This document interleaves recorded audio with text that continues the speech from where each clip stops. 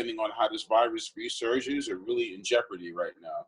Yeah, exactly. Because not only I don't see myself, and I know a lot of other people, they're not using their gym memberships anymore. It's just not worth it to go to the gym. So, definitely timely with the app and everything. With the in-home, you get some workouts done.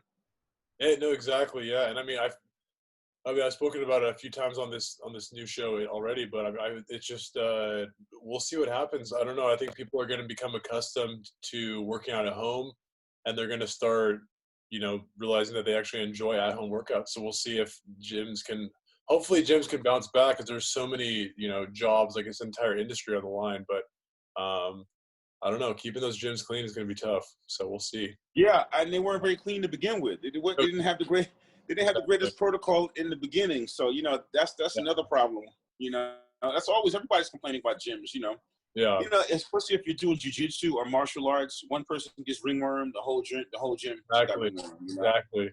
I actually at my college gym, I actually got ringworm on my arm from I usually clean off the bench before I use it, but I just happened to not do it this time, and I guess I brushed my forearm with the bench, and then some dude had ringworm and didn't clean it off, and I had it for like weeks. It was so disgusting. Or no, it was months or something like that. Yeah.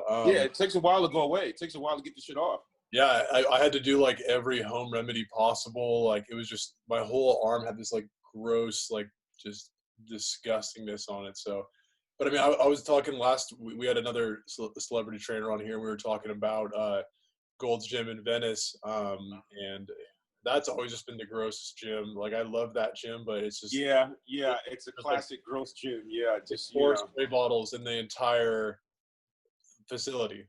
It's like, I want to see what they do now. Like, are they gonna have like 6 spray bottles, or are they gonna?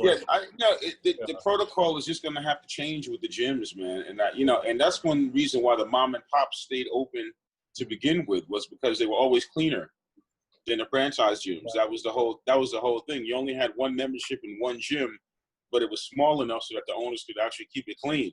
Exactly. Yeah. Yeah. So what is your? We'll get into like who you are and all that stuff in a sec. But what was your what's your training situation like? Obviously, you do a little online, a little in person. But like, what is like? Are you actually? I actually did my first one-on-one session last week. Nice. It was just in my garage. We had masks on, we had it aired out. You know what I mean? I had gloves that cleaned everything, so it was good to go. I'm going to start doing some in-homes where people have gardens and rooftop decks, so it's outside. I'm still not doing anything indoors, and I'm doing outside the park and online. And I'm doing a lot of online group training and online one-on-one training. Yeah, usually like through Zoom like this, or through something like that. Yeah, IG Live, Zoom, FaceTime. Yeah, absolutely. Yeah, very cool, man. All right, so let's dive a little bit into Mark Jenkins, man. I mean, let's talk about like first, like how would you describe yourself as a trainer? Like you're definitely, I think like a year and a half ago, I googled like just like 10 top celebrity trainers or whatever, and you were like on that list. And so, I mean, I don't know how you get on that list. I don't know if that's legit. I don't know if you wrote the article, but I mean, that's just. I might have paid somebody off. Yeah, exactly. Yeah. the guy that wrote the article, we can't find him anymore. So. That's funny. But yeah, man. So I mean, tell us a little bit about you, like about your history with training and all that stuff. No, for me, my history with training was I actually started out in Brooklyn, New York. Running home from school every day, trying to keep my sneakers on. I'm 50, so this is I'm 50 years old. Yeah, I just knew I wasn't gonna. Oh my God. Yeah. This is early Brooklyn, way back. I just my mother took me to dancing school. My dad died when I was 2, so my mom took me to dancing school as a kid. So while other kids were playing sports and basketball and stuff, I was dancing. Yeah. Once the kids in the hood found out I was dancing, I stopped dancing, and unbeknownst to me, that was the only thing keeping my weight off. Oh, gotcha. So within a span of a year or two, I had a 45-inch waist as a teenager going to high school. So I was getting bullied, getting teased, running home. I knew I wasn't going to survive. It was Brooklyn. I ran past a recruiter one day. I said, man, maybe I could, join the military, get in shape, and learn how to defend myself at the same time. You know what I mean? So I go to the recruiter. I knew I was too out of shape for the Marines. I knew I was too out of shape for the Army. So I was between the Air Force and the Navy. The Navy guy, he saw I was a fat guy. So he goes, hey, man, you know, they got McDonald's on the aircraft carrier. And I was like, word? Join right there. Like, bet. There was no McDonald's on the aircraft carrier, guys, by the way. That's not true. Got him. Yeah. So, you know, but I barely made, and then when I went to the ship, they sent me all around the ship. I was looking for the McDonald's. They just kept sending me ahead. You know, so funny story. But I barely made it through boot camp. I couldn't do 10 push-ups. You know, I lost a lot of weight, but I was still very flabby. I got to my school, which was in Mississippi, aviation school. Worked on planes, and I saw this big buff guy standing there, and I was like, dude, can I train with you? And he was like, we don't train with everybody. You know, I'm a Navy SEAL or whatever. And I said, dude, I just want to see my feet in the shower. I haven't seen my feet in the shower in like 3 or 4 years. If I can see my feet in the shower, I trained with these guys in the military. This is 1988 I joined. By 1990, I had 22-inch arms, 32-inch legs, 250 pounds, 29-inch waist, massive. Yeah. It was a life-changing experience for me. I could actually get girls and, you know, just, you know, be yourself. You know, it was like a wholly different life-changing experience. And I had a friend of mine who kicked out the Navy because he was overweight. I said, dude, I'll just show you what the SEAL guy showed me. I trained him, and he got in such good shape. I became the go-to guy in the military to train. Okay. And I went through the Gulf War. That you learned from that guy? Well, we learned back then there wasn't that much. This is like 1988.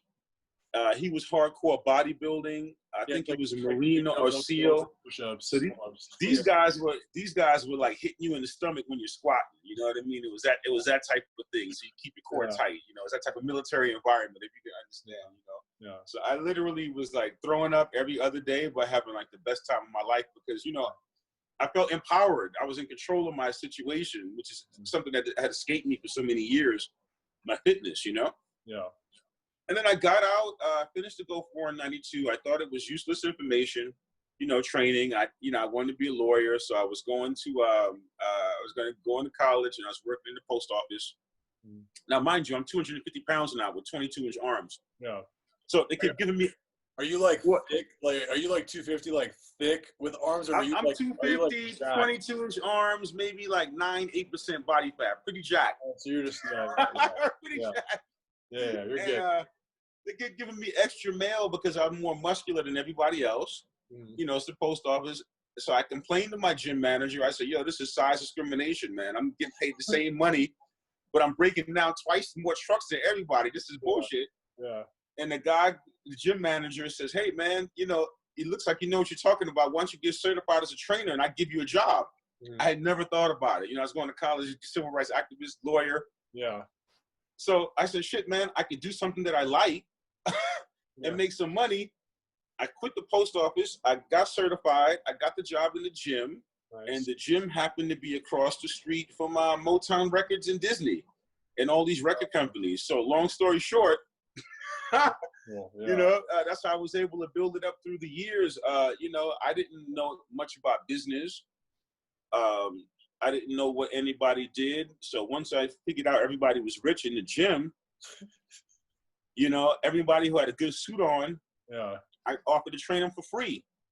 And for so I want to make sure that we I mean, this is a great story too. Like, I want to hear all of this, but I want to make sure that you say something. Because there's trainers out there that are trying to figure out like how to get to where you're at. So let's. Yeah, but this is the key. The key is free, and no one's gonna turn you down for free. You know, I saw people I wanted to get an access to who could further my career. Yeah. You know, these people were Disney executives, Motown executives. In this one building in New York, there was Disney, Motown, and like a couple of other major. So I'd see people floating in and out. So I just did what I learned in the military. I said, okay, I did recon. They got nice shoes on. They got a suit. Okay, it might be executive. Exactly. Let me offer to train them for free. All I wanted was one lunch a week. And within that lunch, I'd ask them how to start a company, and I'd take notes. Oh, so okay. And then so how long were you offering the free training? Like a month? So that was 90, maybe 93 I started. I offered that until 2000, and I got so broke from offering free sessions, I had to move into the projects. Wait, But I knew wait, hold on. So for 7 years, you trained every single for person? 7 years, well, I still do it to my career, so I never stop. When I Yeah. want to access somebody to this day, I offer free. Can't turn, Yeah. who's going to turn down a free session? I mean, it's something that always works. What were you getting in exchange for that? Like you said that you had the weekly. I would get a lunch with them, and I would ask them how to start a company. If they were a head publicist, I was like, what do I have to do to get into a magazine? Okay. And then they would say stuff like, you got to get pictures. And then so I have to go train a photographer for free. And then they would say, well, okay. Huge. So Wow. yeah. So I would just keep doing this, and I had no money, but I knew how to reach a tipping point because I would have so much of an infrastructure in the city that I was in. Yeah. So, stuff I learned in the military. Yeah. And my mother and everybody thought I was crazy. They thought I was insane, man. I said, no, I learned this shit in the military. It's going to work. Yeah. I kept telling them, so after maybe my big break came maybe 98, 99, I was training D'Angelo's publicist.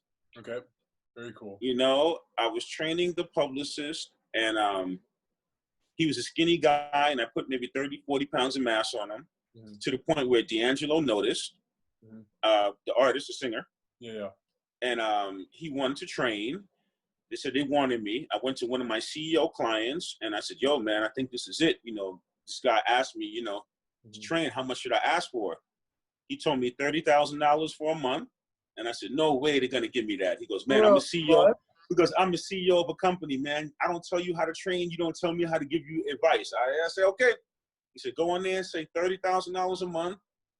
Do that, or I said, if he doesn't get in shape, tell him to give him the money back. So I went into Motown Records, real shit, true story. Yeah. And I did what my client told me. I said, yo, you give me 30 grand. If you don't like the results, I give you the money back. And they gave me the money. And they gave me the 30,000. And my client told me to incorporate myself. And I incorporated myself, started my own business. And then he said, yo, now you have to get this guy in shape. So I literally followed him for the next 60 days, slept on the hotel floors, followed him up to his room, slept in the studio to get that transformation that you see in the Untitled video. That's so cool. I mean, I'm gonna go. And then I'll put a link to that video too. But so that's what happened. Wait, so what happened? And then that was that. And then I had got Mary J. Blige as a client, and those two were the clients that would actually enable me to get out of the projects. That's so. Like, I want to unpack that. So, like, with the CEO that you were, was that a guy that you had just been training for years, all for free that whole time? That was another guy who I was training for free. For business advice, because he was CEO of an apparel company, big time guy. Yeah. And I was like, this is perfect. Maybe he can't help me because I'm not into fashion, but he's a CEO. He can advise me. Exactly. So I trained him, and then when the opportunities came, I was able to bounce stuff off of him, and he was able to tell me, that's not enough money to ask for. They're not going to take you seriously. This is how you should do it. And I was able to get that type of advice. So largely due to my clients, it's my success in me getting on those top trainer lists. Yeah, seriously though. Yeah. Thankful, very thankful to the clients. That's crazy, man. Wait, so did you continue to train him after the 30K in like 1 to 2 months, or was it? Yeah, so we did the 30K. That was maybe a 2-month transformation. I got him from sitting behind the piano at 200 plus to a 5%, 170 for the Untitled video, 6% maybe. That's so cool. And then he retained me, and then it was actually the Mary J. Blige check that enabled me to get out the projects, those two combined, because I had acquired a lot of debt training people for free all of this time, and me never having money before just to get to 30,000. I blew through that, man, so quick. I never had any money, so that was the best thing I did was incorporate myself. That money was gone maybe 2-3 weeks. Yeah, that's crazy, man. Wait, so because that back then, like you didn't have a website for testimonials or anything like that. So it's like what, like how do people find out that you're training D'Angelo? How do people find out that you're training Mary J. Blige? Back then, I was heavily. Back then, I used to photocopy everything that was in muscle and fitness or muscular development. I used to copy it for people. So I used to make maybe 100 and 200 articles of everything that I thought was interesting in fitness, and I would just hand them out and say I'm available as a trainer. I would do all of that shit marketing before they had all of this Instagram and all that, because that's all it was. Yeah. That's all it was. They didn't have that thing. I would just do the work, man, and I have a big backpack just filled with workout material information I was giving out. Yeah. Just thugging it, man, you know? That's crazy. Wait, so, okay, so there's that. Wait, so at what point did you move out to LA? I moved out to LA maybe 2-3 years ago. Oh, so you're pretty new to the area. Okay. Yeah, I'm pretty recent. I'm pretty brand new out here. Yeah. Do you have like a lot of like how's your client base out there? Like when you moved out to LA, did you already? Because I feel like a lot of trainers. I had a lot of clients that were bi-coastal, but mostly New York based. So I had to start all over. But again, it was the same thing. I just started calling up people, my old connects, reaching out for free. Hey, let me know if you got somebody else. I got a session for you. You know, just get it popping all over again, man. I had a lot of and I had the name, so the name doesn't help. I can name drop a little bit and get some work now these days. Thank goodness, you know. Exactly. So do you take advantage of name dropping? Because like I know like obviously you're not like going around like, hey, I train Mary J. Blige like to everyone you talk to, but like it's obviously a great, you know. No, well, you know, I don't take advantage of it as much as I should. I could get a lot of free training, like, you know. I pay for all of my training, but I think I should name drop a little bit more because it's a good look for them. Like all of my jiu-jitsu lessons, all of my Muay Thai, exactly. Because I feel bad because they're trainers, you know what I mean? So I don't want to name drop and not give them money. So I end up paying for all of my stuff. I don't really use it much. Yeah. That's so cool. Well, it works. It works with free clothes though. You get a lot of good workout gear. That helps. Yeah, seriously. Yeah. So what's your clientele like these days? Are you training like any big names? Are you kind of just all over the place, or like? Yeah, I'm training Shepard Fairey, the guy who did the Obama poster. I have a lot of artists. My clients have changed more out here, and a lot of behind the scenes Hollywood people who are in charge of you know, the styling. You know, more of the movie record executive stuff. I was doing Anderson .Paak when I came out here. Nice. I saw LL from time to time, but he's back and forth by coastal with the show. Yeah. So got a lot of people like that. Very cool. A lot of behind the scenes, a lot of executives, a lot of TV people. Not as many music as like more actors. Interesting. Yeah. Well, like before I never had any actors. Now I got a bunch of actors and no music. But before it was just music. We'll figure out how to get people to well, everyone probably thinks you're in your early 30s and not a 50-year-old. Yeah, I've been doing this for a while. I have over I got over 50,000 hours worth of training people. That's incredible. And what's changed with your training style since, let's say, 2000? Like, what do you do differently with your clients? You know, since when? Since way back? We'll call it 2000. Let's 1990. You know, well, for me, because you know, I was so influenced by bodybuilding. You know, I was very influenced by those guys, Sean Ray and, you know, Dorian Yates, all of those huge guys back then. And I was in the military. Symmetry was always the important part of my training, because I found, especially with the celebrities and it transfers to day-to-day people, they want to be in shape, but they rather look like they're in shape more. Yeah, they don't care about that. you know what I mean? So doing all the exercises and all of that stuff is cool, but they want the look, because oftentimes in that type of society, the look is what determines you getting a job. Exactly. Yeah. Or getting hired. So, you know, unlike as opposed to a CrossFit where your body pretty much adapts to the type of training you're doing. Yeah. I'm very much specific on working on the person's symmetry, flow, the way the muscles insert, try to give them a waist taper to create that classic V. Yeah. And get the conditioning and the functionality in it at the same time. Because I was always in the military. So even when I was 250, I was always running, you know, 8-minute miles, 8:30 miles. You know, I was always in great. My cardiovascular was always as equal, if not better, than my my strength, and my flexibility was always at the same level because I had a dance background. So I just put all of that stuff into what I give my clients. I try to make them look like a cartoon character while giving them the functionality of training at the same time. You know what I mean? So I think a lot of trainers miss that part because they have all these great exercises that they want to show the client that don't really affect their aesthetic. Yeah. In order to keep the client motivated, they have to see something happening to them. Yeah, exactly. Yeah. That's why I never have the issue, because I have trainers asking me like, man, how do you motivate your clients to get down to diet down to 6 to 7, 8% body fat? Because they're seeing something happening every 2-3 days. Yeah, exactly. It's you have to. I mean, like it has to. You can't get people to diet when they're doing stability exercises the whole hour. Yeah, exactly. Exactly. Wait, and what do you do for like educating yourself over the years? Like, are you a big article guy? Are you a books guy? Like what I'm a big reader. I'm a big doer. You know, I'll go take the seminar, or if there's something I want to learn how to do, you know, if I want to learn how to throw a kick, I'll go take the class. Like jiu-jitsu was my goal last New Year's. I said, man, I'm going to get my ass kicked if I ever fall on the floor. Yeah. So so I went to 10th Planet, Eddie Bravo, the downtown LA headquarters, and I started rolling there. Okay.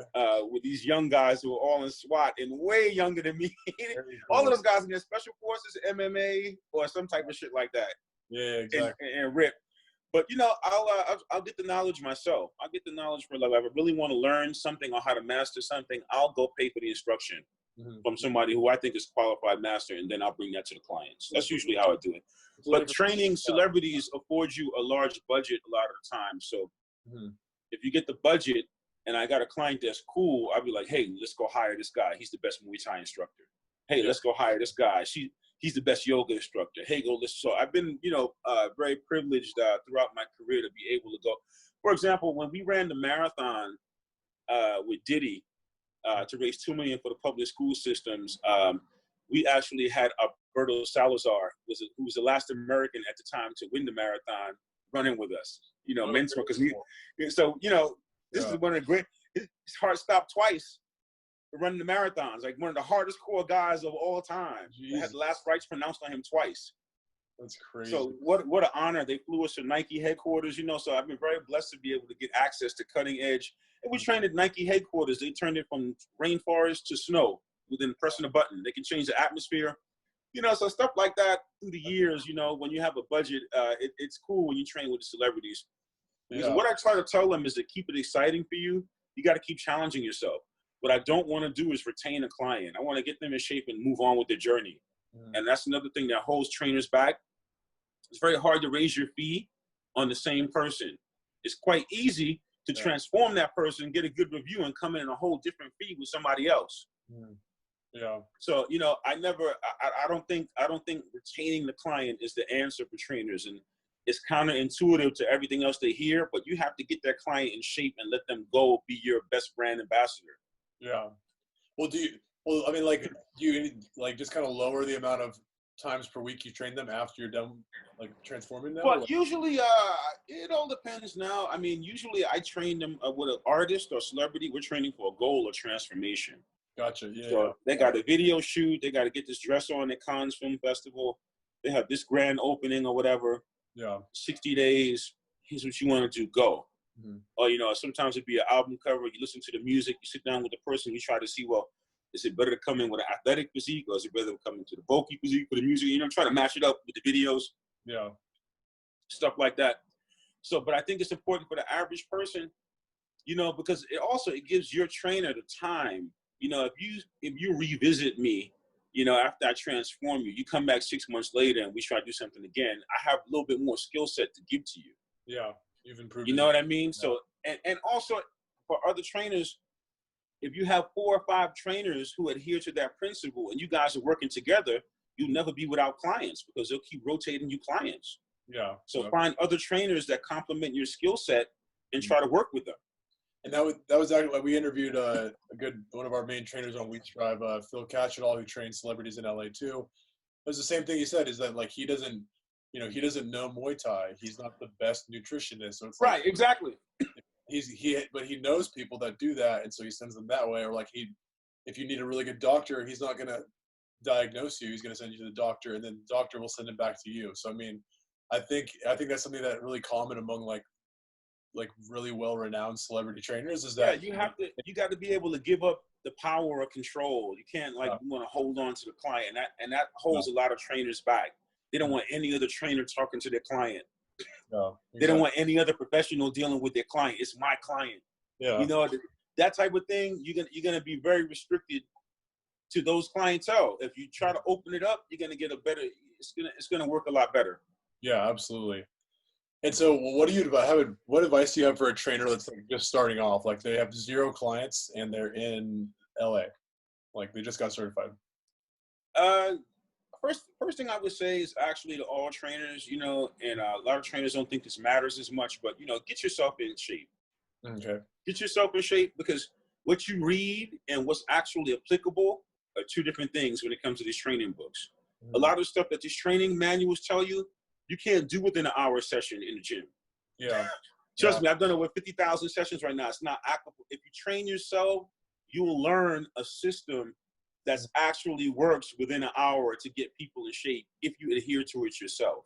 Yeah. And that's the whole thing. Like, I actually use my system. I don't do something different than what my clients do. So that's the number one thing. Get yourself in shape. That's the best thing, because you'll know how to diet. You'll be able to answer questions inherently because you actually did it. To be your own case study. Yeah. Yeah, exactly. You've actually done it. You know, so that's the most important thing. Is to get yourself and train with other trainers who have different skill sets. Make sure you're the least knowledgeable person that you're speaking to in training. Getting a video of this for our Instagram. Keep going. Sorry. Yeah, make sure you're the least knowledgeable person training. You want everybody else to know more than you. Everybody I ever ran with is faster than me.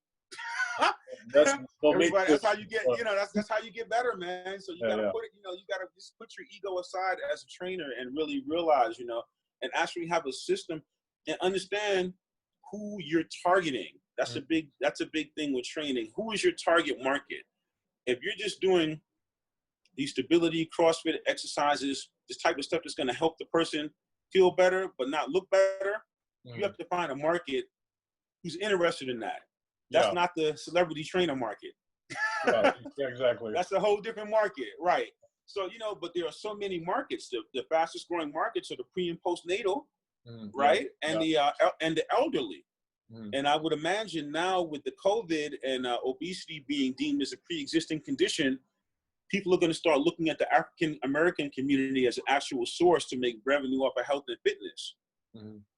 So it's going to change in that way too, because now I think insurance companies, medical companies, they're going to start offering because it's a pre-existing condition. So we're going to start, it's going to get better for trainers, I see, because we're going to be able to get paid from medical sources a little bit easier. Yeah. Is that what you see happening? What do you think about that? I mean, I think health in general is going to become just, I mean, even I'm just noticing, like, I'll be watching a movie and people will hug and I'll just be like, oh my God, you shouldn't be doing that. Like, it's just like, I think people are people are getting more health conscious. You got to keep your immune system healthy right now. Yeah, you have to. And I think there'll be there'll be a lot of negatives to this, but I think there'll be a really good long-term positive effect of just people just being healthier, insurance companies like appreciating health more, gyms appreciating cleanliness more. Like, I just think there's a lot of long-term benefits. And people are appreciating trainers a lot more now, so it's good. Yeah, absolutely. Yeah, it's good. You know, but you know, that's the best thing. You have to know what you're doing. That's the most important thing. Train for a while. You know, even if you got your cert, you got your insurance, you're ready to go. If you never trained anyone before, and they're paying you money, there's a certain expectation what they want to look like after that, especially if they're paying you a lot of money. Make sure you're able to deliver, because any bad experience with a client, you don't know how many years it's going to last with the person talking bad about you. That's probably the best piece of advice right there. Yeah, so that's real. Make sure you get, you know, every client I get, whether I'm training them for free or for my top fee, I train them like it's the last client I ever had. Yeah. I still love that free advice, man. I mean, I think doing stuff for free is the best way to get ahead in life, for sure. Well, you know, in my book, my book's on Amazon. Mary J. Blige wrote the foreword. I chronicle all of this stuff, how I did it, how I made it through, you know, came from the projects to being a celebrity trainer. It's called The Jump Off, 60 Days to a Hip Hop Hard Body. The foreword is by Mary J. Blige. And I issued it in '04, but I recently reissued it last year because so many people spoke about it. But it's a good motivational story about how I built my business and how I use fitness to empower myself. Now, this whole time, the key thing that I tell people, I didn't have insurance this whole time because I was broke living in the projects. But I was healthy enough, so I didn't need the insurance.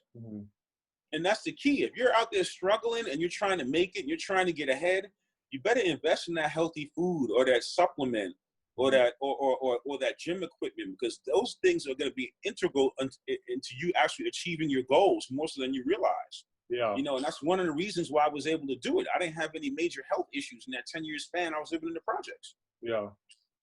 So, I mean, I totally agree. I've recently started trying to eat healthier and just be a lot smarter about everything I do in my life. Like, I'm not doing heavy lifting anymore like crazy. I'm trying to run more, trying to eat healthier, and so, I think it's. I mean, I want to look like you when I'm 50. So hey, thanks a lot. Hey, you just got to mix it up, man. You got to mix it up and have fun, you know. And I stopped drinking. I stopped drinking heavy after the Navy, so that probably saved me.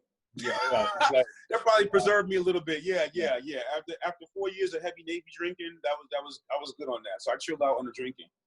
Yeah, I try to drink less too now. I mean, I am like this weekend I had definitely a good amount of drinks, but I mean, with COVID, I'm not really going out and drinking anymore. So it's like, I'm right. I'm like, that's where that way down. Yeah. But you know, and if you can imagine, like, you know, since I joined the military, I've been doing something that I love, you know, pretty much since I got out. And I think that attributes more to me looking and feeling good and having youthful energy than anything. Because, you know, I really love training people and watching that person come out that's inside the person that they don't believe in because they don't feel empowered. Yeah. You know, that I never get tired of seeing, that person that's inside people that really manifests, you know, halfway through the training. You know, it's like, you know, a priceless feeling. You really impacted somebody. No, 100%. I wanted to ask you what like pre-COVID, what's your daily schedule like? Like what is a Tuesday like for you? Before COVID. Before COVID, yeah. Yeah, I think my first one, I was doing Terry Cruz's wife. Before COVID, we were doing 6 a.m. So I was up at 4:30, and I would go to Terry Cruz's house and train his wife.